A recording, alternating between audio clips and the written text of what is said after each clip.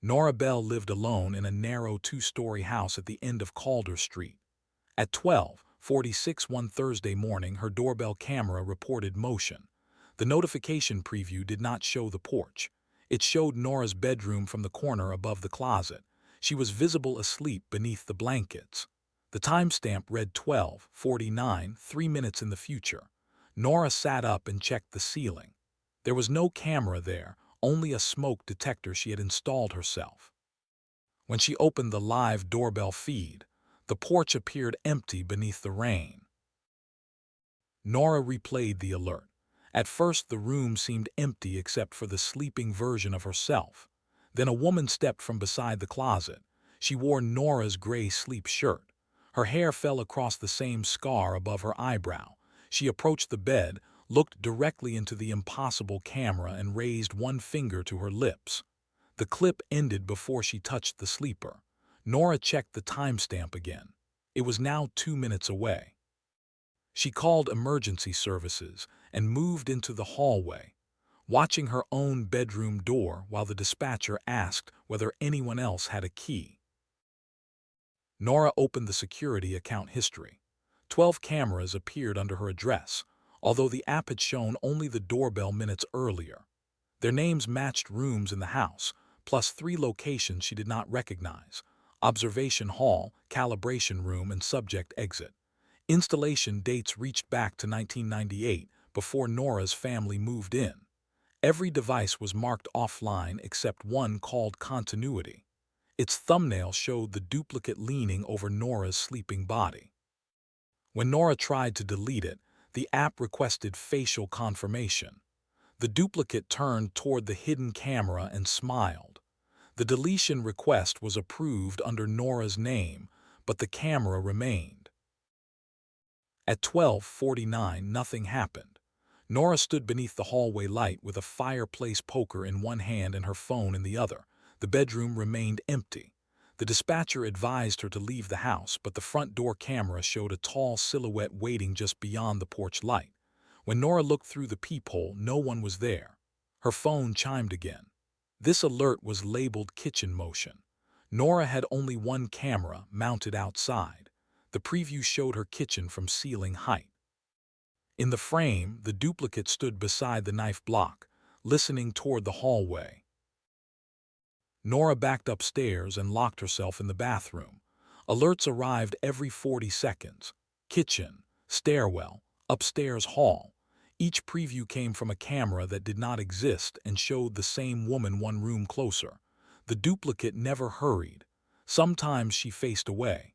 Sometimes she watched the exact place where Nora had been moments earlier. Every clip carried a timestamp 3 minutes ahead. Nora mapped the positions on a floor plan and realized the alerts formed a path from the bedroom to the bathroom. The next camera angle would have to be inside the room with her. She covered the smoke detector with a towel and turned off the lights. The alerts began branching. One clip showed Nora leaving the bathroom and running downstairs. Another showed her hiding in the tub. A third showed her opening the window and finding the duplicate already outside. All carried the same future timestamp. The app assigned confidence scores to each possibility, and the numbers changed whenever Nora moved. She realized the system was not simply recording 3 minutes ahead. It was testing which image could make her behave in a way that completed it. When she raised the fireplace poker, the highest rated clip showed blood on the bathroom tile. She lowered it. The duplicate in the preview nodded as though Nora had passed a test. Her phone rang from Nora home. The number belonged to a landline disconnected after her mother died. Nora answered without speaking. Her own voice whispered that the woman outside was not trying to enter. She was trying to force Nora out before the footage caught up. In the background came the bathroom fan and the same dispatcher asking whether Nora was still on the line. The voice warned her not to trust anyone who asked her to open a door. Then it said something only Nora knew. Beneath the sink was a loose tile hiding the key to her mother's locked desk. Nora had placed it there when she was 14. The dispatcher insisted officers were 2 minutes away. Nora removed the tile and found the key. Her mother's desk was downstairs, unreachable without leaving the bathroom. But Nora remembered the box she had taken from it after the funeral. It sat in the linen closet across the hall. When the hallway camera preview showed the duplicate entering the guest room, Nora slipped out, grabbed the box, and locked herself inside again. The box contained photographs of Nora's childhood home and pages of diagrams labeled Subject Continuity Test. Every room had a camera angle matching the impossible alerts. At the bottom, her mother had written, "Never let both versions see the front door open." Among her mother's papers was a memory card labeled NORA, age 6. The video showed the old kitchen before it was remodeled. Young Nora sat at the table while technicians asked her to identify images predicted by the system. She answered correctly before each picture appeared. Then she looked beside the camera and asked why another Nora was copying her. The technicians saw no one. Her mother ended the test and carried her away. In the final seconds, the empty chair beside the child moved backward. An adult voice, identical to Nora's, said, "She remembers me." The file metadata claimed it had been modified 3 minutes in the future. The papers described an experiment conducted by a home security company in 1998. Engineers trained a prediction system to generate footage 3 minutes before motion occurred.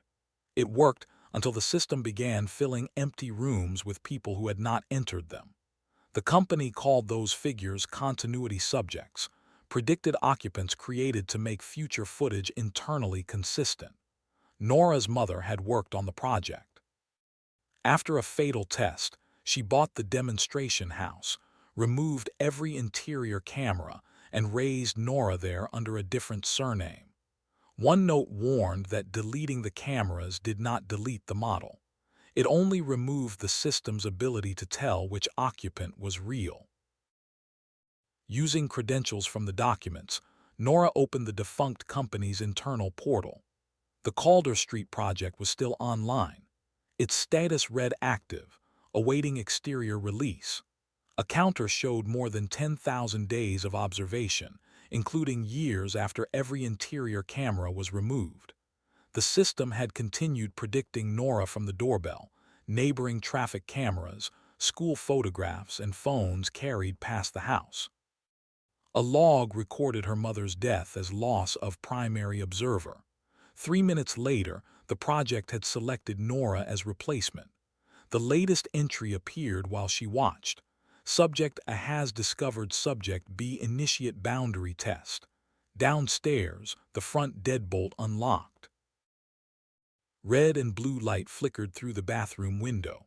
The dispatcher said 2 officers were at the front door and ordered Nora to come downstairs with empty hands.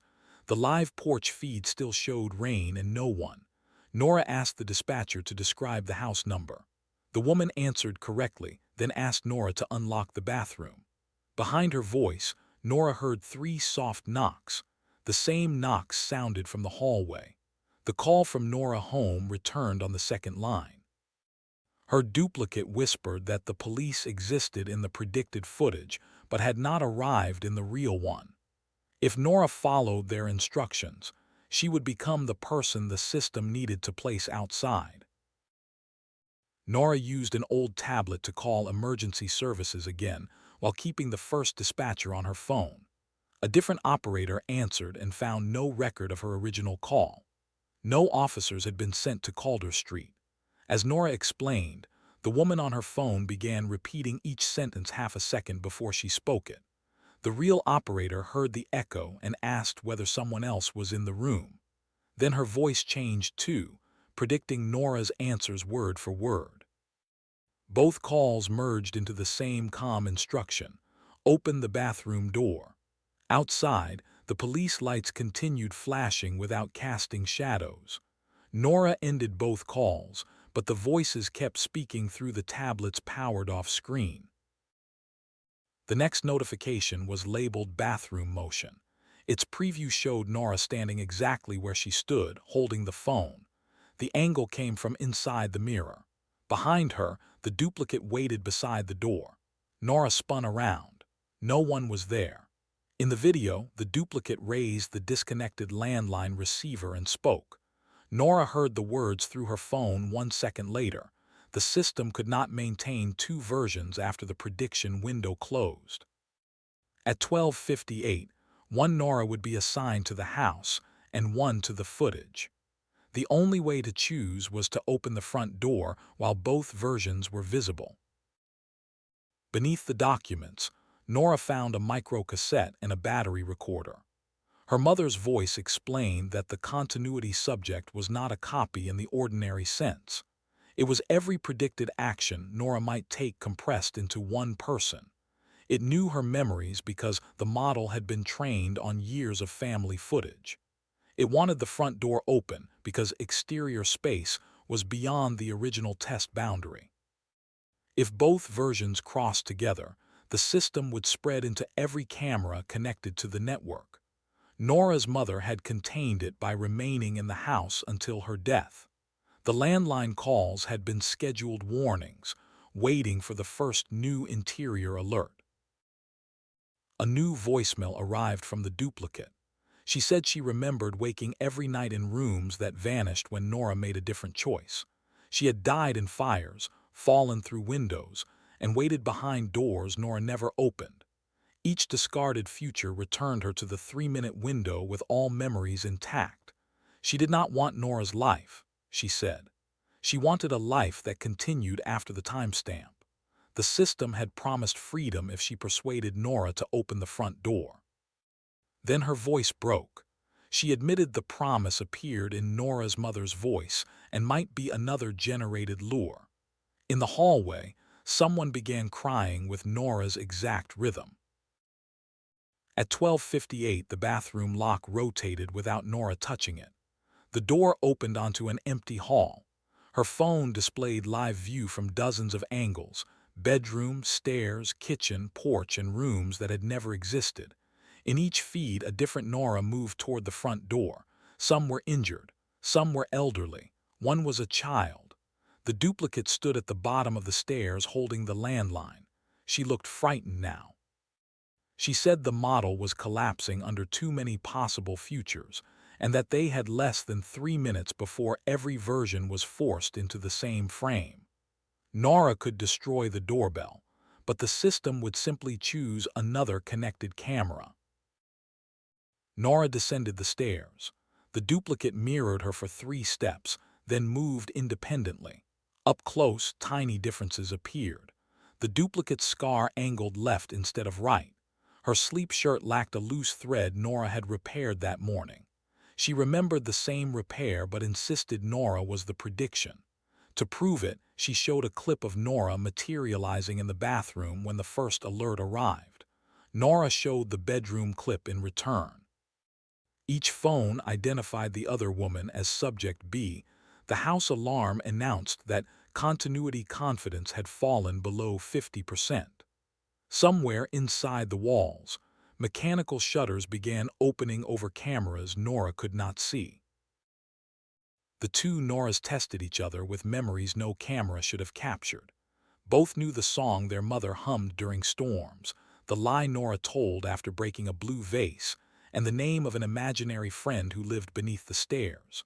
Only one answer differed. Nora remembered the friend as a girl named Cora. The duplicate remembered Cora warning that the house could see through mirrors. When they checked a childhood drawing in the desk, 2 girls stood beside the house. One was labeled Nora. The other was labeled Cora and had the duplicate's reversed scar. Nora's mother had written on the back, "Prediction began earlier than the company believes." The deadbolt released. On Nora's phone, the porch showed police officers. On the duplicates, it showed Nora's mother. The doorbell's physical screen showed an empty street. Each image called Nora by name and asked her to come outside. She realized the system was not showing the future anymore. It was generating whatever would make one version cross the boundary. Nora unplugged the router, but the feeds continued.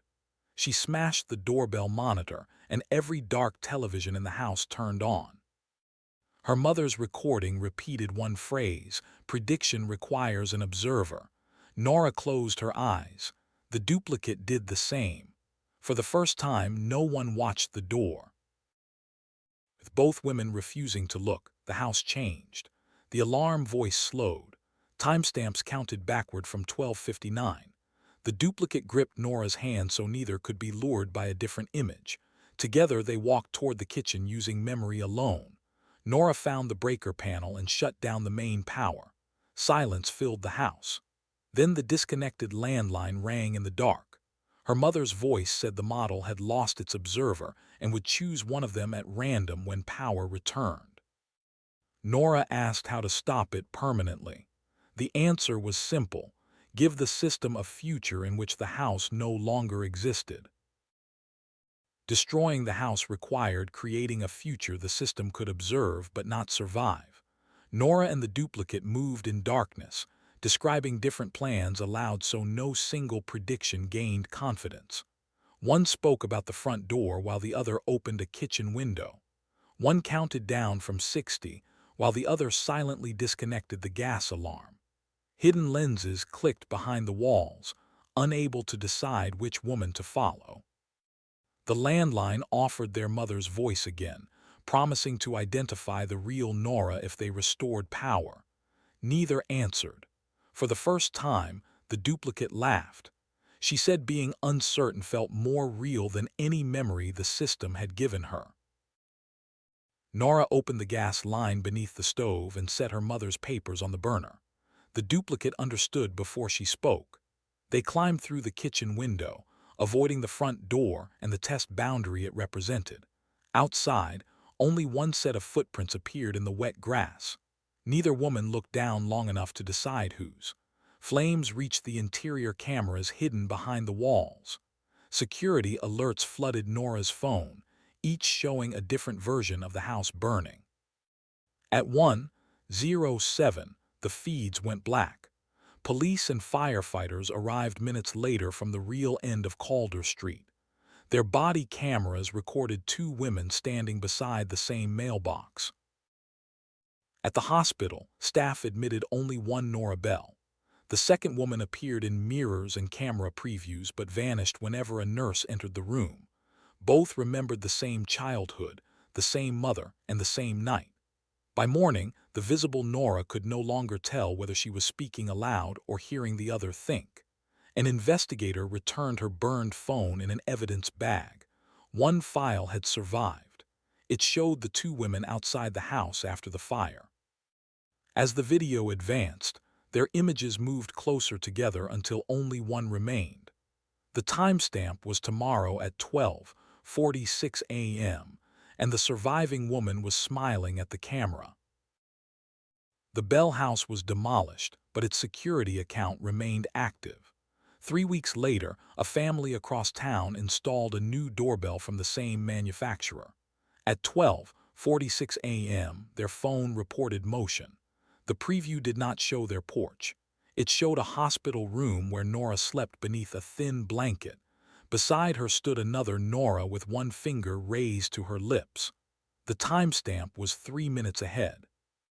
In the hospital, Nora's burned phone rang from the disconnected home number. When she answered, her mother's voice said the system had found a new observer. Across town, the family's front door unlocked, and someone wearing Nora's face stepped inside.